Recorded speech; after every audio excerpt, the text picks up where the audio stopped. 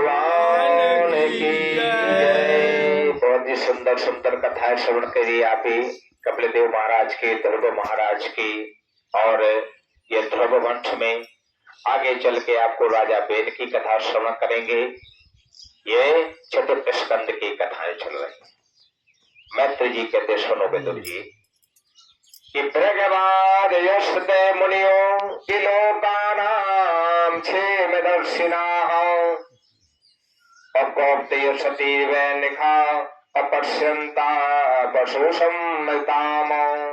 हे विदुर जी, संपूर्ण भूमंडल का कल्याण चाहने वाले भृगु मुनि ने अंग के चले जाने पर पृथ्वी की रक्षा के लिए जब राजा चले गए तो मुनियों को चिंता हो गई कि कोई ऐसा ना हो अगला राजा धावा बोल दे इस राजधानी में। चिंता हो गई और सुनीता की सम्मति मंत्रियों की मंत्रा से बेन को राजगद्दी पर बैठा दिया, किंतु मनुष्य पशुपत आचरण करने लगे। बेन राज सिंहासन पर जाने से ऐश्वर मत में मदांग हो गया। कहते राजा का पालन कैसा होता, प्रजा के लिए पुत्र की तरह पालन होता है। लेकिन ये राजा बेन तो बड़ा उपद्रवी हो गया। बड़ी चिंता होने लगी मुनियों को ही सताने लगा। यज्ञ दान आदि सब बंद करवा दिए कि मेरे राज में कोई यज्ञ दान नहीं करेगा। एक दिन उन्हें क्या किया, सब ऋषियों ने के मंत्रणा बनाए कि इस राजा को उबार दिया जाए। ये दुराचारी है और सबने मंत्रणा बनाए और मंत्र आहुति द्वारा उसको समाप्त कर दिया। बोलो जय जय सीताराम। यज्ञेन यत्म दिग्वर्षे कित जयंती विन्वेताय। सुनिए, कहते प्रजा को पुत्र की तरह पालन करना चाहिए राजा को, लेकिन ये राजा तो अलग ही भाव कर रहा, समाप्त करवा दिया राजा को। अब जब समाप्त हो गए तो राजा के बेन के शरीर को तेल में डाल दिया, यज्ञ का अनुष्ठान किया।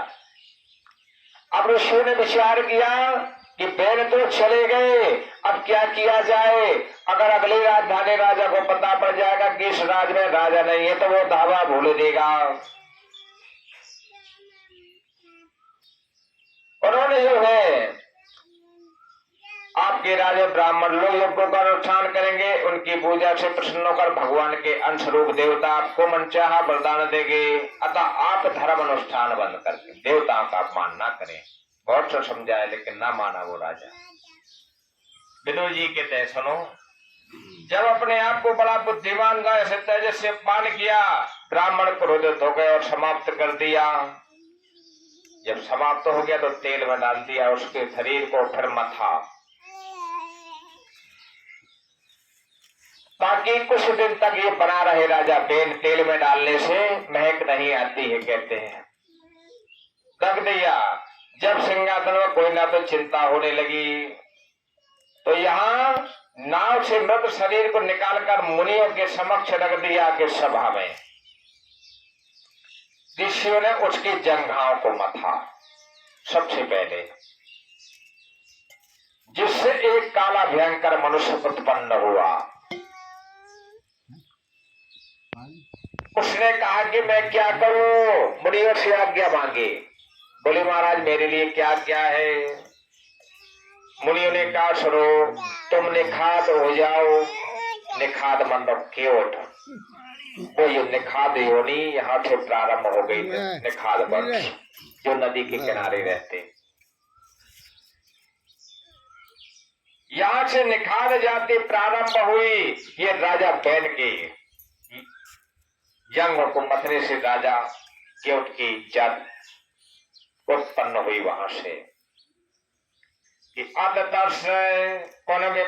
पत्र समहे पते, ऋषियों ने राजा की दोनों भुजाओं को मथा। फिर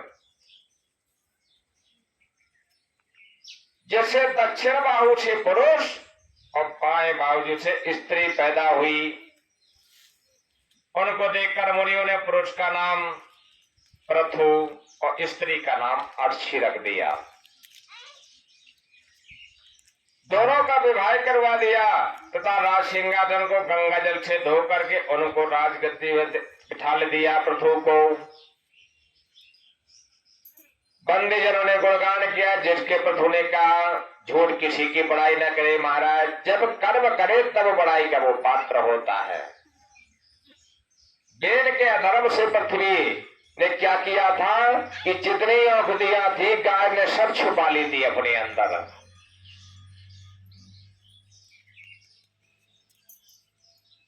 पृथ्वी में सभी जगह पहाड़ थे पहले, तो उस अपने जीवन में पृथु राजा ने पूरी पृथ्वी को समतल करना प्रारंभ किया कि ये कृषि योग बन जाए। अपने धनुष की नोक से पहाड़ों को उठाकर एक तरफ रखकर कृषि योग भूमि बनाई पृथु राजा ने। धनुष में बाण लगाकर मारना चाहा, पृथ्वी गौ का रूप धारण करके सामने आ गई। बोले महाराज जो क्या करत हो? बोले मुझे मारो मत, मेरा दोहन कर लो, तो जितनी चीजें मैंने छिपाई थी पैर की वजह से तो तुम निकाल लो। जय जय सीताराम।